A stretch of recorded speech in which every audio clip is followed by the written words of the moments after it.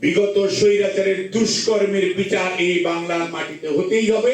সেজন্যই দরকার কোন অবস্থাতেই তাদেরকে কোনো প্রশ্রয় না দিয়ে তাদেরকে বিচারের কাঠগড়ায় দাঁড় করানো হবে আপনার আমার নৈতিক দায়িত্ব। আর সেজন্যই মনে রাখতে হবে বিএনপি হচ্ছে এমন দল যেই দল খালি মুখে কথা বলে না, যেই দলের নেতা 19 দফা কর্মসূচি দিয়েছিলেন, যেই দলের নেত্রী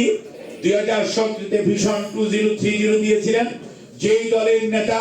2022-এর ডিসেম্বরে 27 দফা রাষ্ট্র মেরামতের কর্মসূচি দিয়েছিলেন,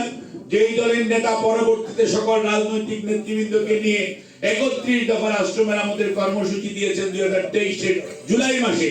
অর্থাৎ সংস্কার কিভাবে করতে হয়, দেশ কিভাবে পরিচালনা করতে হয়, শহীদ জিয়ার আমল থেকে জনাব তারেক রহমানের নেতৃত্ব পর্যন্ত এটা কিন্তু কন্টিনিউয়াস একটি ধারাবাহিক প্রক্রিয়ার মাধ্যমে জনগণের সামনে জনগণের আকাঙ্ক্ষাকে তুলে ধরা হয়েছে এবং সেটি আমাদের এখন ম্যাগনা কার্টার মতো সেটি নিয়ে আমাদের জনগণের কাছে যেতে হবে, জনগণকে বোঝাতে হবে, জনগণকে ঐক্যবদ্ধ করতে হবে, জনগণকে এই 31 দফার পক্ষে সুসংগঠিত করে আগামী দিনে যে জাতীয় রাজনীতি এবং নির্বাচনের যে রাজনীতি, জনগণের অধিকার ফেরত দেওয়ার যে রাজনীতি, সেখানে জনগণকে সম্পৃক্ত করে জনগণের আস্থা অর্জন করে 31 দফার পক্ষে জনগণের রায় আনতে হবে। তাহলে আপনি আপনার সেই ইলিয়াস আলী দিনার জুনেদের বিচার পাবেন, তাহলে আপনি আপনার অর্থনৈতিক মুক্তি পাবেন, তাহলে এই দেশে সুশাসন আসবে, তাহলে জনগণ তার অধিকার ফেরত পাবে, তাহলে জনগণ তার ভোটাধিকার প্রয়োগ করার সুযোগ পাবে, তাহলে আজকে যে টেলিভিশন ক্যামেরা ছবি তুলে লেখালেখি করিয়া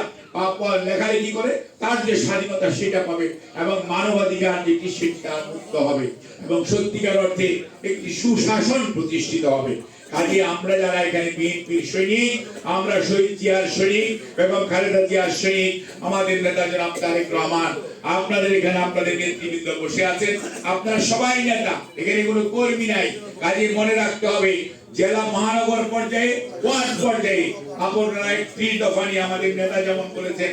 আমরা আন্দোলনে ছিলাম, আন্দোলনে আছি, আন্দোলনে থাকবো ততক্ষণ পর্যন্ত যতক্ষণ পর্যন্ত না জনগণ তার অধিকার ফেরত পায়।